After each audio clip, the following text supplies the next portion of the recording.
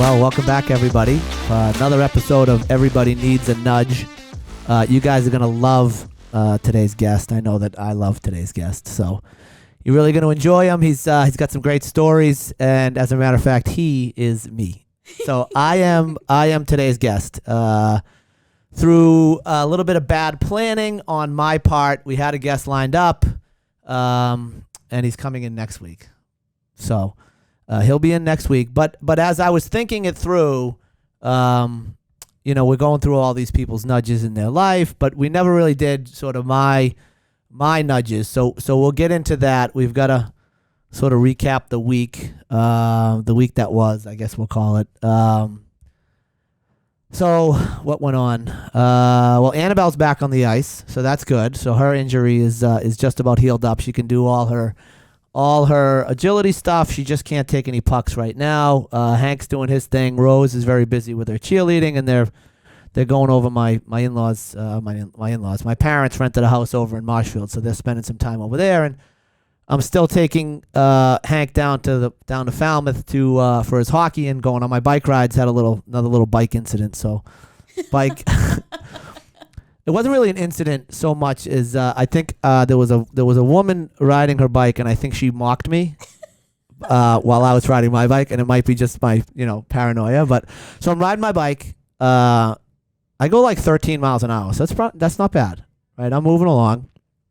I got my headphones on. I'm usually listening to. I'm into this band Stick Figure. Since Mike Nigerian was on, I'm like, oh yeah, big fan. Right? They're really, really good. Yeah, they're great. So I'm like listening to them, jamming out, moving right along. I ride the bike for about an hour. I go like 13 miles, in case the math was hard for you. 13 miles an hour, get it? So I'm riding along, and I go to take a sip of my water, and I take it out of the little holder, and I go to take a sip, and I drop it.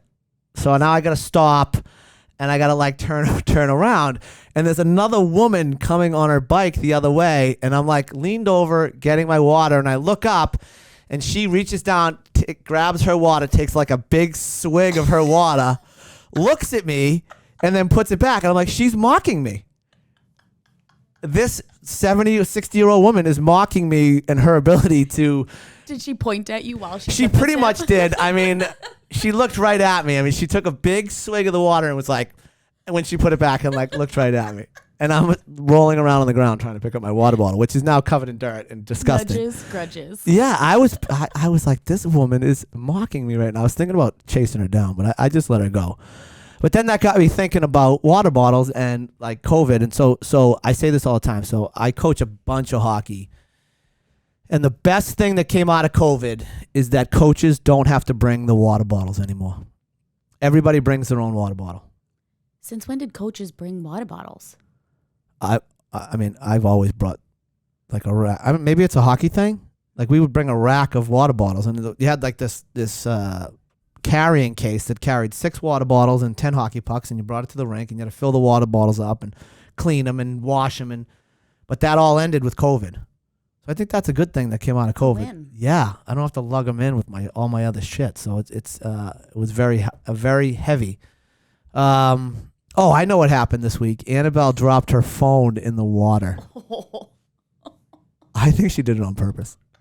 Upgrade. Yeah, totally. So she was out on the boat on Saturday, and she's with Rose, and all of a sudden the phone starts. I'm at a friend's house, the phone starts ringing, it's Rose.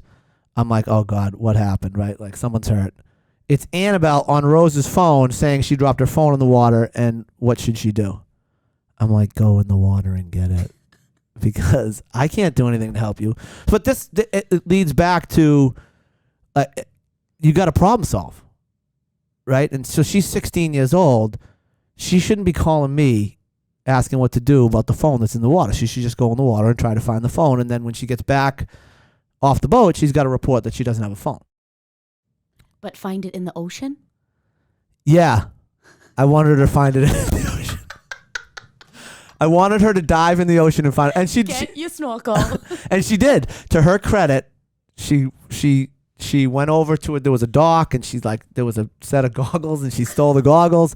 She did bring them back, so she borrowed the goggles, and she dove into the water trying to find the phone. She didn't find it. Then she went back that night at low tide and tried to find it again and couldn't find it. That's effort. Yeah, that's effort. So we went on Sunday. She had a couple hockey games on Sunday, and in between the hockey games, we went to the Burlington Mall because we were playing hockey up there, and she got a new phone, 13 Max, Ooh. 13 Pro Max. Yeah, big boy phone. I don't know. Mine's an 8. You have an 8? You should talk to the IT department here at Crowd Lending and see if you can get an upgrade. By the way, Crowd Lending is the official sponsor of this week's podcast. I feel like, you know how like you listen to podcasts and they read like the copy? Like if you're looking for an investment. Teleprompter? Yeah, we need to do that. We need to have some copy for our advertisers that we don't have any of. Pour, the Rippers, and now Crowd Lending. Nice. Yeah, I think that Tesla's in there too, I think. Tesla. Yeah, they just don't know it yet. I think Netflix was in there. Netflix was in there. Yeah. A couple of corrections. Bronx Tale corrections. The actor's name is Chaz Palminteri. That was the actor that played the gangster. Chad. I think I was calling him Chad. It's not Chad. It's Chaz Palminteri. And the kid's name was, and I'm going to screw this up, so I'm going to spell it. It's Caloger. How would you say that? Caloger. Chaloger? There's an O in the. It's not a silent O. That's not even close. Okay, so Calogero. It's a hard name, so that's why they called him C. So that's why they called him C. But then the other correction is I did not go to Kristen Daly's party on Friday, and I got a message on Saturday from Dan Daly to make sure that I told everybody that I didn't go to the party. So I'm telling everybody I didn't go to the party. I know you're trying to make me be like a bad friend, but I had plans, so I couldn't make it. And finally, I had a men's league game last night, and we got absolutely killed, 8-0. Tough. Yeah, wasn't good. Humbling. Yeah, very humble. I felt very old leaving the rink. And a couple of additions to the podcast room. We've got the window open. You guys can't see that, but the sun is shining even brighter on me right now. So we'll have the sun. I am the sun. Yeah, yeah. That's good. I like that. That could be the name of my second album, right? So I'm into the Stick Figure band. They're good. Great. Yeah, really good. And they're from Duxbury, so I'm enjoying them. But anyway, so we're going to talk a little bit about the nudges in my life and sort of how I made my way to a podcast. Grew up in Hanover, as most of you know, and big hockey player growing up, big baseball player growing up. Actually played some football, if you can believe it. Played football up until the 8th grade, but up until the 9th grade. But sort of the first nudge, I would say, that guided me through, youth hockey. I had a coach by the name of Frank Federico, who was my coach at the Pee Wee level, and he was like the first guy that kind of gave me any confidence in hockey, and so he was the first nudge. But the bigger nudge was when I was deciding what high school to go to, and I wanted to go to Hanover High because I wanted to play hockey with all my buddies. That's how I envisioned my sort of high school career going, and my father wasn't having any of it, none. So my brother went to Milton Academy. My two sisters went to NDA, Notre Dame Academy in Hingham. So I was tracking towards Milton Academy, and I didn't want to go there at all. So I went to the interview, and I refused to put on a suit coat. Okay, so I'm like 8th grade, right? And this is actually the second nudge. There was one before this, and I'll backtrack, but I'll tell this story now. So it's like 8th grade. I'm up at Milton Academy, this prestigious school. My brother already went there, so I was kind of like a legacy kid that was going to get into Milton Academy and go to Milton Academy. And so I'm in the interview, and we're wrapping up, and the final question that the guy asked me was, why do you want to go to Milton Academy? And I looked him in the eye and said, I don't. My father made me take this interview. So I walk out of the room, and the guy's name, who my brother Robbie would remember his name, calls my father in, and they have a nice conversation. And needless to say, I did not get into Milton Academy. So fresh. So fresh. 8th grade. I had a leather jacket on and a tie. I thought I was like the coolest kid ever. Like Fonzie. Oh, totally like Fonzie. Totally like Fonzie. So, but at that point, I just wanted to go to. I envisioned myself more of a hockey player than anything else, and all of my friends that I grew up playing with, Chip Griffin, Teddy Ahola, Sean Kilgore, Scott Monroe, they were all at Hanover High, like or going either there because they were a year older than me, or they were going, and I used to go to the games, and to this day, I had 2 nephews go through the program and have a lot of success. They're both playing men's league hockey with me now, which is a whole nother. One leaves the rink without a shirt on because he doesn't want to shower. He's 20 years old. He's not showering at the rink. He hasn't got over the disgust of showering at the rink, and they don't really drink any beers after the game because they're not old enough. But he doesn't want to put his T-shirt back on over his like sweaty body. So he walks out of the rink with no shirt on. And we all laugh hysterically. That's a bold move. Yeah. Bold. So Manning. Especially when you lose 8. Well, he wasn't there last night. So he's going to be like, I'm the reason we win is because I'm there and I leave with no shirt on. But it's amazing because he's like 20 years old and everybody's hooting and hollering when he leaves. But anyway, so 2 kids went through that program at Hanover High, and I just wanted to go play hockey at Hanover High. And I was playing a lot of golf at the time. And sort of the nudge that got me into golf was right around I forget what grade it was, but I got myself in a little bit of trouble with my parents. I was acting up, and my punishment, this was like at the beginning of the summer, my punishment was I had to go wherever my mother went for the whole summer. So if my mother went to the grocery store, I went to the grocery store. Joanne Fabrics. Joanne Fabrics. My Aunt Franny's interior design shop. Like I was wherever my mother went, I went. Everywhere. So, but she was getting into golf. My mother was playing golf, so she would go up to the golf course 3 or 4 days a week at noontime, and I had to go with her. And so, as a result of that, and my mother would stay at the golf course until it was dark. Like she would play her golf. She'd go in, she'd have dinner, she'd have a couple drinks with her friends, whatever, and I would have to wait for her. So eventually I just got around to, I was like, well, there's a golf course here, I'm going to play golf. So I started playing golf. So that was the first nudge. Like I'm not going to tell the story about how I got in trouble because I don't want to reveal anything to my children about what I did. Incriminate yourself. Yeah, I'm going to plead the 5th on that. But that was my punishment. So I started going to Oakley Country Club in Watertown and started playing golf. And I got pretty good pretty quickly. And I was playing in all the local tournaments, but I still saw myself as a hockey player. So I fought with my father about where I was going to go to high school, knowing full well that he was going to win. And I ended up at Thayer Academy. So, and then looking back, I had sort of an aha moment in 2000. I think it was 2016. Chris, my business partner, and I, he bought a horse, and I donated it. I mean, I donated to the horse. I mean, he said it was an investment, but it was effectively a donation, right? So, but I owned a part of a horse. I owned part of My Man Sam, and My Man Sam went to the Kentucky Derby. Did you know that? No. Yeah, we had a horse in the Kentucky Derby. Very cool. Yeah, Chris was like on the track with all the other owners and stuff. Yeah, we were up in a booth. We had like an owner's booth, and there was probably, I don't know, 20 owners, 20 guys, and I had met almost all of them through my connections that I made at Thayer Academy. So that was when I had the aha moment of like, okay, there's the value, or there's some of the value that you gain by getting out and exploring things other than what's in your hometown and sort of being small-minded. So I was lucky enough to go to Thayer Academy and played golf at Thayer Academy for 4 years.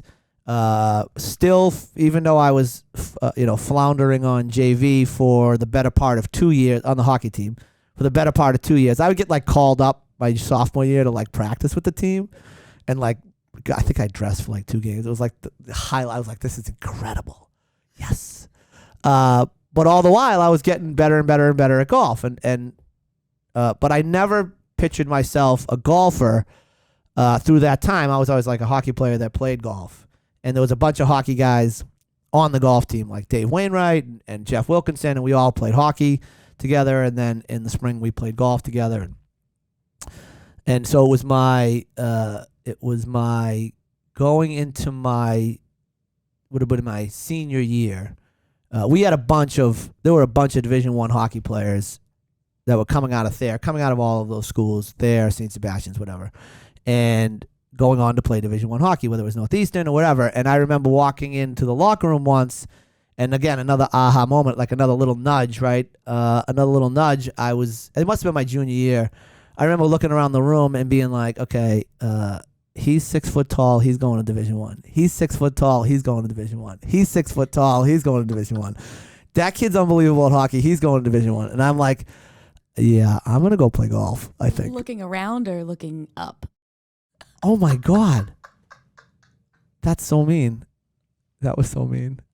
You just crushed me. Yes, I was looking up at them. Now, what I will say is that I was the captain my senior year. So one of the captains. I can't say I was the captain. I was one of the captains. But point being, that was like the nudge that I needed. I looked around and these kids were working at. So what I didn't realize was the work that they were putting in at hockey, I was putting in at golf, but it didn't feel like work because I loved it. Like I would have, if they were all going to like the gym to work out, I'd be like, I'm not doing that. If they were playing hockey all summer long, and I'm like, no, I'm going to play golf. And I can remember playing hockey in the summer, and I'd be on the golf course, and my father would have to drive out in the golf cart and be like, okay, let's go. You got to go to wherever, we were playing Europa Cup in Babson, and he'd be like, you got to go, and I'd be pissed. And all these other guys were working day in, day out because their dream was to go play Division I. And I remember walking into that locker room and being like, yeah, you know what? I'm going to go a different path. So that's when I realized, like, oh, I'm going to try and pursue golf. But that was the nudge I needed. And what I didn't realize in looking back on it is I was working as hard at golf as they were working at hockey. And I met a bunch of great people at golf, and I can remember, I loved golf so much that I would go up to Oakley Country Club, where my father was a member, my parents were members, and eventually I was a member, and my brother was a member for a while, and I met some awesome, good buddies that I have to this day. But I would go up there at like 11 o'clock, or maybe 10 o'clock in the morning. My father would be playing. This would be like a Saturday. My father would be playing golf. I would go out, meet him on the golf course, and just like ride around with him in the cart. Then I'd go have lunch. Then I'd hang around until about 3 o'clock, and then I'd go play golf. But there were days where I'd play 36 or 54 or 72 holes in one day, because that's just where I wanted to be. And that was a result of that couple of little nudges, right? The little nudge where I had to go with my mother wherever she went, and then a little nudge where I looked in the locker room and saw all these Division I a lot of them who I'm still buddies with now, and they had great some had great college careers, some had great professional careers. And you know what they're all doing now? What? They're playing golf. And you know who kicks their ass? You do. Me. So at the end of the day, who won? You won. Again. Absolutely amazing, right? Like, they're grinding away in the gym, and I'm out some beautiful golf course, and now look, everybody calls, can you play golf? Can you play golf? It's amazing. It's amazing. So at the end, I did win. But at the same time, they're also playing men's league hockey, and that's who I ran. You run into those guys, and you get humbled at 10:30 at night at Hingham Rink. Last night was Kirk. If you're listening, Kirk's the captain. Captain Kirk. Captain Kirk. And you know what his full name is? His name is Kirk Douglas. So I had a men's league team once where I had Kirk Douglas on the team and Bobby Brown. True. Sunday nights at the Bog. Bobby Brown and Kirk Douglas were on my team. So that was sort of the nudge that got me going in golf, which I ended up playing in college at Boston College. But from there, I remember going in my senior year, going into the guidance counselor, the college counselor, and she listed all these schools for me to apply to, and I was like, I'm going to Boston College. She's like, you'll never get in there. I'm like, I might know some people, because I think we talked about that. It's a very different place now, right? Like, you can't, that legacy. Boston College has moved past the sort of legacy school that it was once was. It was almost like if your father went there, you were gonna go. You were gonna get in. And I feel like looking back over the history of Boston College, I think myself, and probably Mike Nigerian's kind of era was the last era of that. Now it's uber competitive. I mean, you got to be like, basically have Ivy League grades and Ivy League scores and all these other accolades just to get into the place. And it's very different from when I was there. So to my father, so Thayer Academy, when you're at Thayer Academy, they used to, all the grades were on like a, each teacher filled out like a carbon copy, a carbon fill out. It was like this, it was like a 4x6 card, and it had a white copy, a yellow copy, and a pink copy. You know what I'm talking about? Yes. Okay. And they were like this big. You didn't get a report card. You got 7 of these. Okay. And I think the parents took home the white one. You know, this one went into that file and that one into that file. So my father kept them all. Okay, all the way through my years at there. He had them all. So about 10 years ago, probably five or 6 years ago now, he decides, I'm at work. He decides he's gonna bring them to the house. So he brings them to my house. And he's got them in like a banker's box, like this one over here, and he plops them down on the island, and it's Annabelle, and my wife, and maybe Rose was there. I think Hank was too young, and they start reading. Now one of the edicts that I've tried to that I've learned from my father that I'm trying to pass on to my children, and one of his sayings was, the best thing you can leave is an educated child. Right, so education. I'm always preaching education. You got to do good in school. You really got to get A's. And you got to listen to your teacher. And then my father drops off this box filled with papers that essentially says he sucked at school. He didn't pay attention. He talked. If he really applied himself, he could do like all the things that you don't need your kids knowing about. Because now Annabelle's at Buckingham Brown and Nichols, and she does very well. And my other 2 kids are right there, and they're in the middle school, and I'm always like, you gotta kill it in school. You gotta get A's. Like, what are you doing? What happened on that test? The other thing my father used to always say, like, if you got like a if you got like a 92 on a test, you'd be like, Dad, check it out. I got a 92. It'd be like, what happened to the other 8 points? And they'd be like, it's an A minus. It's a solid grade here. Like, what's going on? So that's the other thing that I say to my kids now. What happened to the other 2 points or 4, whatever it is? They got an 88. What happened to the other 12 points? Like, yeah, but you were screwed around in high school, Dad. I saw all the notes from your teacher. You sat in the back, you didn't pay attention. You were too friendly with your neighbors. That was a big one they used to always say about me. He's too friendly with his neighbors. He doesn't apply himself.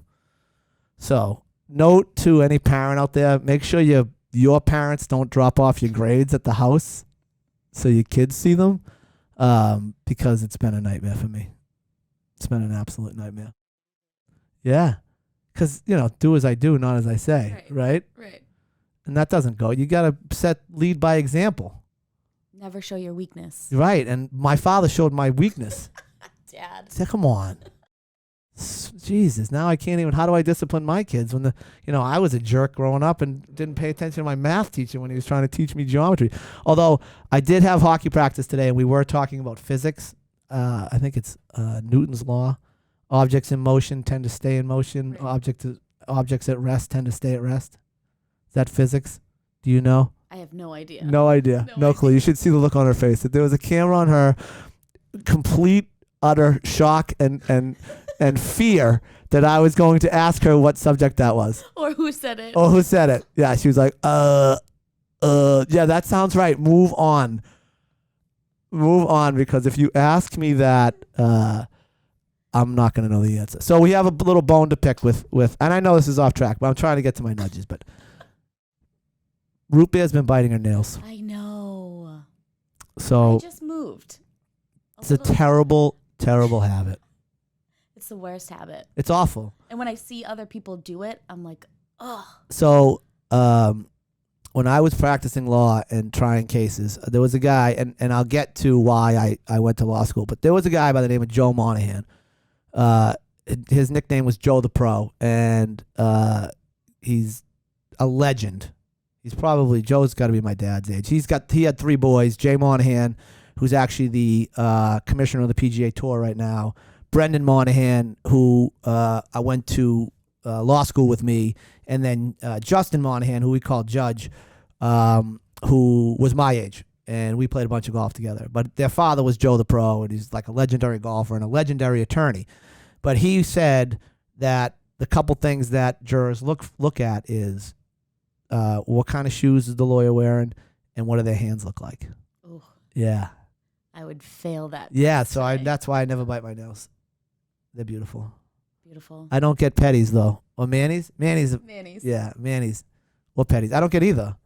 So you got to stop biting your nails. I know. All right? I don't want to see you biting your nails anymore. So now I'm at Boston College. I'm having the time of my life.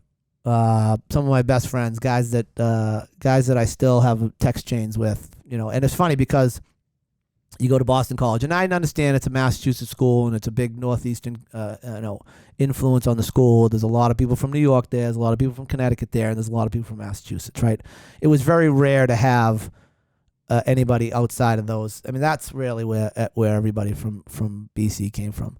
But my senior year, I had 5 roommates. So there was 6 of us total. Of the 6, 5 of us lived within the 128 loop. So we were all like Belmont, Hanover, Ipswich, Quincy, and Weymouth. So it was like one of 2 things happened. We either really liked each other or nobody else liked us. Right. Which is probably what happened. A bunch of massholes yelling and screaming at everybody, right? I don't doubt that. Yeah, 100%. And if you met my friends like Pat Murphy, I'm going to see Pat next week. And Luke. Luke's been in the office before. Yeah. He's one of them.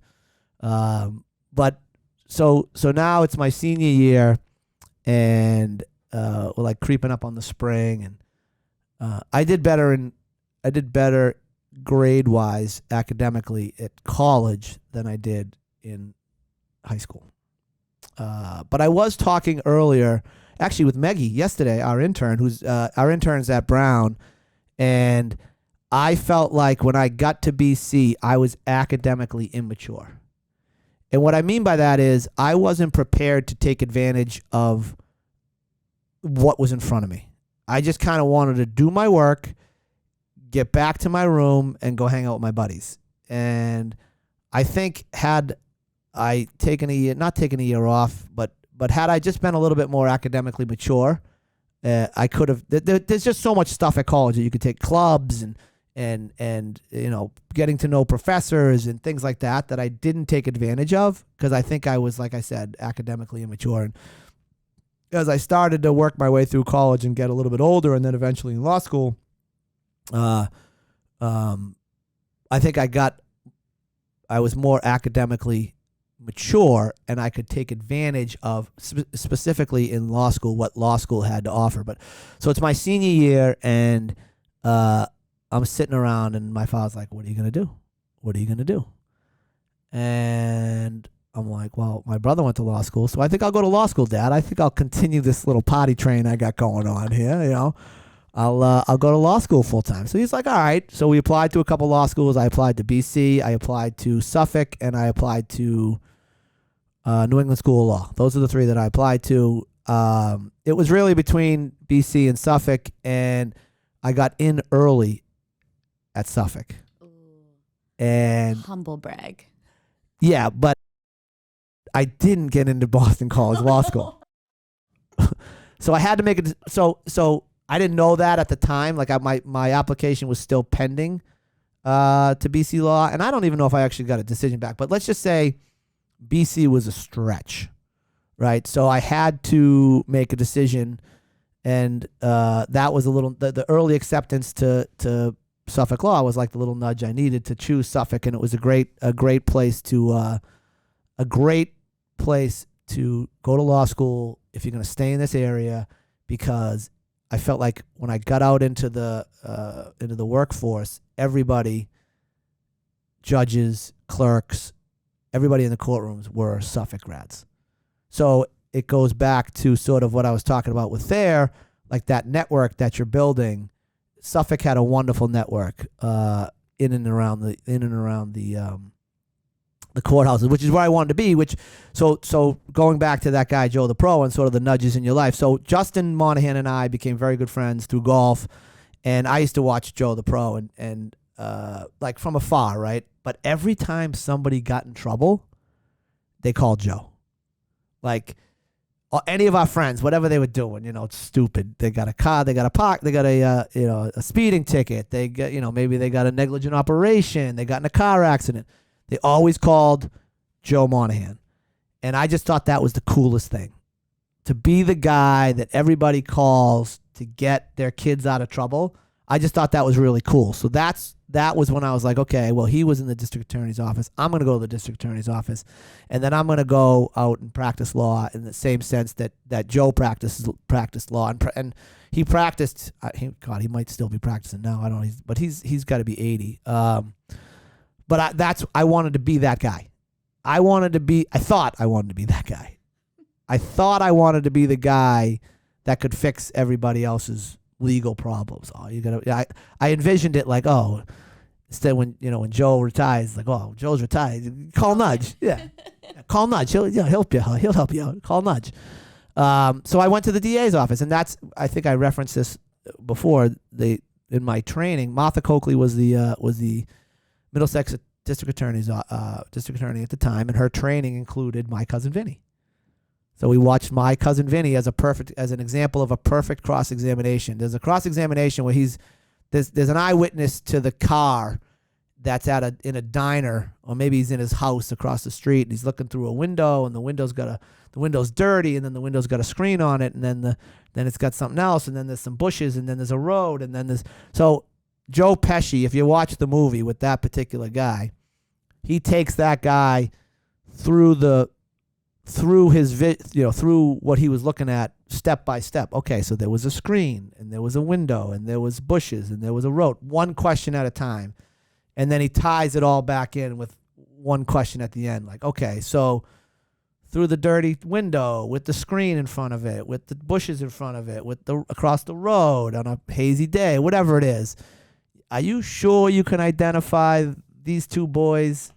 And the guy says, no, I can't. And he kind of breaks the guy down through a series of questions. So that was and ever since that training session, I've loved My Cousin Vinny. So I go to the district attorney's office, and I'm in the district attorney's office for 2.5 years. I go from the hub of the Middlesex district attorney's office is in Cambridge, right? And essentially the way it works is the closer you are to Cambridge, kind of the more opportunities you'll have to move up. So I started in Somerville. Then they moved me to Marlborough. Then they moved me to Woburn. Then they moved me to Marlborough. Then they moved me to Lowell. So I was like, okay, I think the writing's on the wall here. They just keep moving me further and further away from the epicenter of what's going on. And then at the time in Lowell, so this is like, I started with them in 2002. So in about 2004, in Lowell, there was a rash of insurance fraud crimes. So people would fake car accidents. They'd be in cahoots. They'd get an offender bender, and one person in the car would get so hurt that they would defraud the insurance company. So the Middlesex District Attorney's Office was setting up a insurance fraud department. And they asked me to be kind of the lead assistant district attorney. They were going to assign me to that department, but it would have required me to commit for another another 2.5 years. I had already been there for 2.5 years. It would have required me to commit for probably another 2.5 to 3 years. And back then, I'm 20. I'm 22. No, what am I? Born in 1976. So I'm like 28 years old, 27, 28 years old. I'm trying to start a life, and you've got paid $35,000 in the district attorney's office. With no, maybe when I left, I was making $38,000. So it was another 3 years of sort of gaining great experience, but not making any money. And I wasn't ready. I wasn't ready to continue doing that. So that was the nudge that propelled me across the aisle, as they say, from being a prosecutor to being a defense attorney. And then I was a defense attorney for a guy by the name of Ted Barone out of Quincy, and I did that for about 2.5 years. And we were trying a case. It was we were defending a guy. He was a selectman in Kingston, and he was accused of sexually assaulting his neighbor's daughter and a couple of her friends, and like plying them with alcohol and plying them with cigarettes. And so I'm representing them. I'm in the room with them, and there was one piece of evidence, was a receipt that they had with his name on it, with like cigarettes and alcohol on it. And we somehow got the judge to exclude that from the trial, which was like a big win. So now they couldn't tie the booze and the alcohol back to this guy that the girls said they were drinking, and they found the bottles in the house. They couldn't tie it back. So it was like a win. And I'll never forget it. I'm sitting in there, and he says to me, and I can't remember his name, and it's the second or third time this story's come up recently. And he looks across the table and he says, "Do you think they'll check the registers at any other liquor stores in the area?" And that's when I was like, oh man, whatever he's accused of, he did. Oh. And that was the nudge I needed to move away from that particular law firm. And Ted Barone's an unbelievable lawyer, great teacher, great mentor. And that was the type of cases that he was doing. So I moved on from that. That was the little nudge. I was like, I don't want to represent these people. I went and did some operating under the influence cases, and I realized after about two years that's not where I want to be. So the nudge there was, I'll never forget, I'm sitting down. We had just moved to Duxbury, and we used to go to the beach all the time. We used to be able to drive on the beach. And so we'd go to the beach with all our kids. Annabelle and Rose were young. I don't even think Hank was born yet. No, he wasn't, because he's 2010. This is probably like 2008. And it's a beautiful Sunday, and my phone rings, and you couldn't not answer the phone. You had to answer the phone, especially on the weekends, because people were getting arrested for drunk driving on Friday and Saturday nights. You had to answer the phone because you wanted that business, right? And that person was going to have a check on Monday. So I spent 2 hours in the car, beautiful beach day, 2 hours in the car with the doors closed and the car on for the air conditioning, talking this guy off the ledge and telling him what's going to happen, and telling him, I'll meet you at the courthouse tomorrow at Monday morning. And later on that day, he called me, and he's like, "Yeah, I'm gonna go in a different direction. I'm gonna use a different lawyer." And so that was like, well, I don't want to do this either. I don't want to be sitting in my car for 2 hours while my family's out, everybody's out having a beer or doing what they're doing on the beach, and I'm in here sweating because I don't want to leave the car on the whole time because the exhaust is pouring out on my kids. So I would bounce back between sweating and then turn the AC on, and now because I was all sweaty, now I'm freezing because the AC's on and it's blowing on me. So I'd go hot, cold, hot, cold. I'm like, this isn't any way to live. So that was the nudge that I needed. And in 2009, I went out and opened my own practice. That's when Paul McRae, who's been on the show, that's when he sort of got into my life. But so the one story I will tell, I've been asked to tell the story about the scar, and that was right about this time. So men's league hockey, I don't know if you can see it, but I've got a big scar on my chin, and I'm playing a men's league game at Hingham Rink. It's got to be October of 2010 because Hank is born. It's either late October or early November of 2010 because Hank's born November 12th of 2010. So I go to the men's league hockey game. Something happens. The guy in front of me falls. His skate kicks up in the air. I'm not wearing a mask, and he cuts me from the bottom of my chin essentially up to my lip, such that I don't fall down, but I turn and the referee's standing right there, and I knew the ref, this guy Sheehan, and he says to me, Nudge, you got to go right now. I'm like, how bad can it be? He's like, you got to go right now. And he happened to have gauze in his pocket of his referee pants. So I'm sure that was like super clean as I throw it on a 4-inch gash on the side of my face. So I put the gauze on my face. I go to the locker room. I'm bleeding like a stuck pig at this point because now it's, at first it didn't bleed at all. Like there was no blood on the ice. Then I got to the locker room. It started gushing blood. My brother-in-law, who was playing with me at the time, comes in. I got my towel up against my face. I take it down. He takes like 2 steps back because he's like, oh, gross.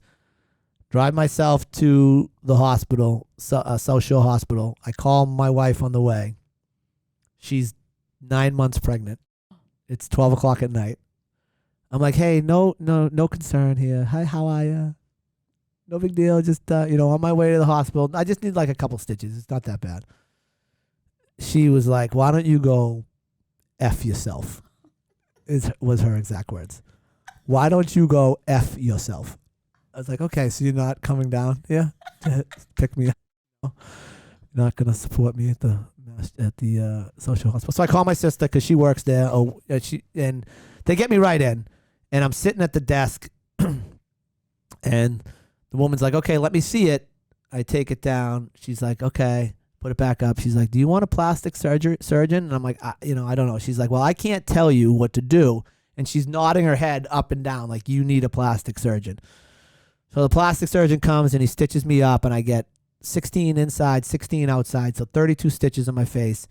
They stitch it together, and there's like a big ridge running down my face now. So I go home. I don't miss a day of work.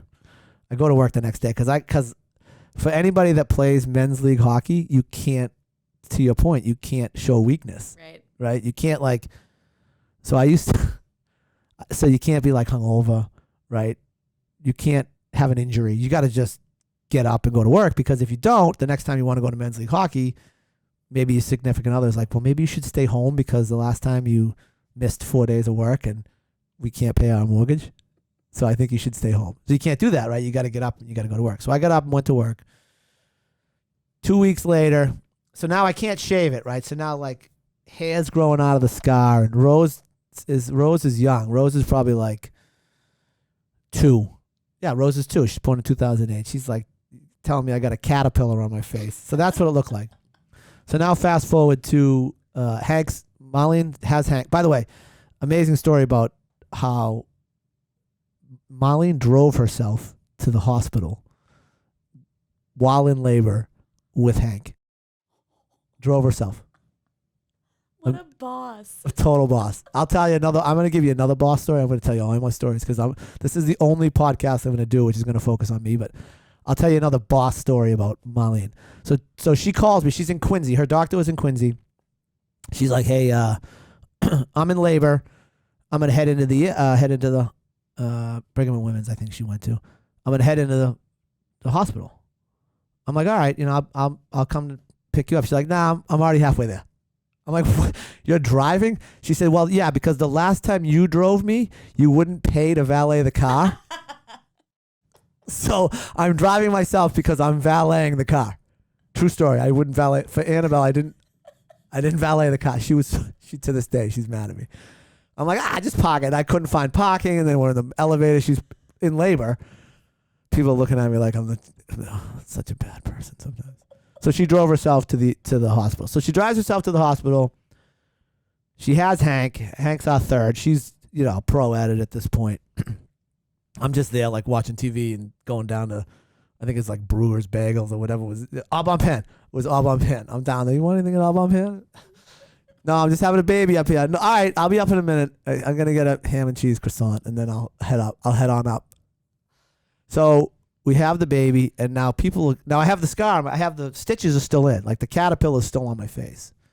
So people are coming in, and I'm sitting. She's lying in the bed, and I'm sitting next to the bed. And people are like, oh. And as soon as they get in the door, they look at me, and they're like, oh, my God, what happened to you? So she's lying in the bed. Giving birth. just gave birth, new baby, and everybody's coming over and being like, "Oh my God, what happened to your face? Oh no!" So she's like, "You gotta be kidding me! I can't even have a 1 minute of attention because this jerk over here has got a scar on his face, and everybody's going over and consoling me." And I'm like, "Well, she just had a baby." So let me tell you my other boss, Marlene story. So we bought a boat. This is 4 years ago, and we bought it down in Dennisport on the outside of the Cape. And I'm like, well, we'll run it up. We'll have a great day, and we'll run it. Her and I went down. We got a ride down there, and we run the boat back, and we're in it's a 25-foot boat. It's not that big, and we're in 6-foot seas. So a ride that was supposed to take 2 hours takes 6 hours. And we are not prepared at all. We don't have any food. We don't have any water. We're wearing sweatshirts. We don't have any. The water's, the waves are crashing over the boat, and we're hanging on for dear life. It's the first time we've ever driven this boat, so we don't even know where the buttons are. And the wind's blowing, and she's holding on for dear life, and she's trying to coordinate pickup because it's a school day. It's in May, and the kids are going to be getting off the bus, so she's calling her mother. We're in the middle of the ocean. We finally get the boat back to the dock. We survive. We're soaking wet. We're wearing sweatshirts. We're freezing. And I jump off the boat, and I'm like, throw me the line to tie the boat up. She throws me the line. It's not tied to the boat. So now I'm standing on the dock. The wind is blowing out, and the boat is floating away. Brent, like my prized possession and my wife. Your wife. My prized possession and my wife are now floating away from the dock. So I'm standing on the dock. I'm like, okay, do I jump in here? What do I do? So she's standing in the back of the boat, like, you're not on the boat. She's saying, yeah. I'm like, well, you got to drive the boat. She's like, I've never driven a boat in my life. I'm like, you have to drive that boat right now. You don't have a choice. She's like, I've never driven a boat in my life. I'm like, you got to get the boat on the dock. She put that boat on the dock, like she was the driver of a ferry. I mean, she was like, whoop, whoop, whoop, whoop, Clean. Clean. Boom, right on the dock. Right on the dock, threw the line on, tied it off, hop, skip, and a jump off the boat. And I'm like, I've never been more attracted to you than I am right now. I said to the boat. I said it to my wife. I'm just kidding. I said it to my wife. So she's had a couple she runs a tight ship. We call her the property manager. I love that. Yeah. She runs the properties. She runs a tight ship. So, but that's when she's got to step up. She steps up. So she drives herself. So the word out there. You can get to the So if your husband's playing golf, just get to the hospital. He'll be there eventually. Don't ruin his round. Let him finish. If he's on 14, if he's on 7, he has to leave after 9. But if he's on 14, let him finish and meet you at the hospital. You'll be fine. Call your mother. She'll be there too. She'll call your mother. The lesson I got was pay for valet. Pay for the valet. Yeah. Men out there, get the valet at the hospital. Don't make your wife carry her own bag from the parking garage. It's bad. Well, looking for a parking spot in general is very aggravating. Yeah. While in labor. Yeah. Yes. How about waiting at a red light and the guy in front of you doesn't move and you're in labor and you're trying to, he's sitting there staring at his phone and the light turns to green and you're like, yeah. So she drove herself to so those are my Marlene stories.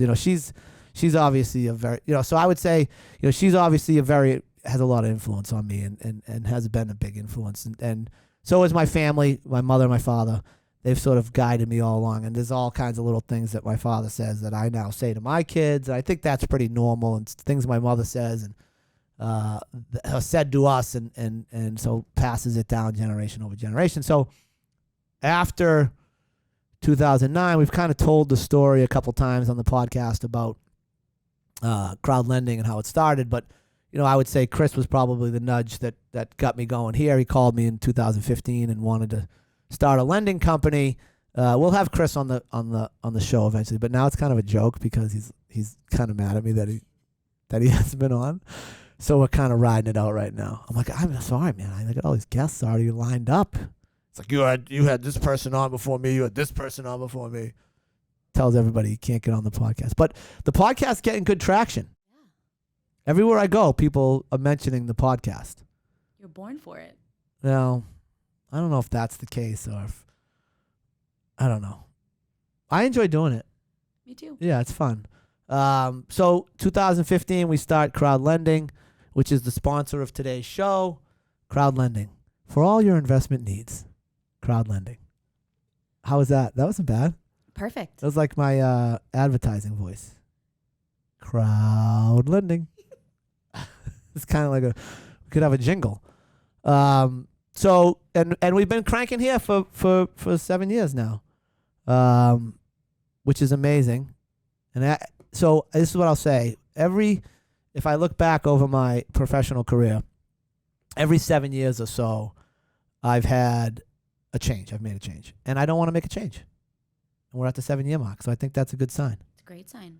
I didn't get into I love coaching, and I do a ton of coaching and probably too much even in the summer when it comes to hockey, but it's one of my favorite things to do. I do truly enjoy it, but I didn't really touch on some of the coaches that I've had, and I've had a bunch of great coaches, and I use some of their stuff in my coaching today. But whether it's hockey or baseball or whatever sport or whatever activity you're in, I think it does so much to sort of shape who you are. So I think if I had any advice for people out there, sort of taking, and this is what I missed. So when I was going back to talking about being academically immature, like there were so many opportunities to meet so many awesome people, whether it's professors or whatever it may be, coaches at BC or coaches at wherever you are, or professors wherever you are. Like don't miss those opportunities because you're an idiot like me and like I was in college. But so but I do have one. We had a meeting. It's the last thing I'm going to say, and then I'm going to jump off the air because I think I've been going too long. But had a meeting about a week ago, 10 days ago, and we were talking about a charity, and the name of the charity is the Ohana Foundation, and shame on me, I only have the name of the foundation. I'm not really sure what they do, and I can't remember, and I'm sure I'll provide some information the next time, but essentially I think they kind of, they give opportunities to underprivileged kids in a bunch of different ways. But anyway, we talked about the podcast, and then we ended up talking about that foundation, and what I want to sort of get out there is, how are you giving your nudge away? Who are you nudging, and how are you nudging them? Is it negative? Is it positive? Which direction are you sort of pushing people? And I try as best I can, and I don't have any mantras really that I go by when I coach. I don't have any, I don't write down like these are the 5 tenements of Coach Nudge. It's just kind of organic, but try to be as positive as you can. And if you, so I want people to think about, and I've tried to think about, how are you nudging people, and how are you using your position to nudge people, and are you doing it negatively and positively? And I just think that's a good way to look at it. Like everybody's had all these nudges in their life. Are you being a nudge for somebody? And are you being a good nudge or a bad nudge? And I think every nudge is, at the end of the day, can be a good nudge, because it, failures lead to successes. And so maybe you listen to the wrong person or whatever. But so that's my challenge to people. And I know this wasn't probably as funny as some of my other podcasts, but I still think it was awesome. So if you need anything, I'm always here. Root Beer's always here. By the way, you're like famous. Okay. I was at practice today. I skate on Monday and Friday morning, and there's a girl out there. So I'll tell one more story before I sign off. This girl, Sasha Jacobson, who's been playing hockey for me off and on for since she was like in the 2nd grade. She has a great story, and she's a Hanover kid. And in the 4th grade, she got to pick. She got to pick to bring somebody into school. And she had to write an essay about it, and she picked me. Oh. Yeah. She picked me. I was her most influential person. I forget what it's called. Sasha, I'll have to ask you what it's called. But yeah, so she came in, and she had to read an essay that she wrote about me. That's the best compliment. Yeah. Yeah, and as it turns out, her teacher at that time was a kid whose father was my baseball coach, Mr. Wheeler. So she had a Mr. Wheeler, who was my age, who was my baseball teammate, and my Mr. Wheeler was one of my baseball coaches that had a great influence on me. So it was like the whole thing came full circle. But anyway, I'm on the ice today with Sasha. Now Sasha's 16 or 15 or 16 at this point, and she's still playing. I still coaching her, and she was talking about root beer. Sasha. Yeah, she was like, "Who's root Get her beer?" in. Get her in. Get her. I'll get her in here. She was talking. She's like, "Who's root beer? What's her real name? What does she do?" So you're famous. I love it. Yeah. So congratulations, root beer. I'm bringing you up in the world. Thank you. You're welcome. Appreciate it. That's my little nudge to you. Oh, it is. Oh, I'm your nudge. You're my nudge. All right, everybody. Thank you for listening. If you ever need anything, call Root Beer. She'll screen the calls, and then I'll let you know if I'll talk to you. But at the end of the day, everybody needs a nudge.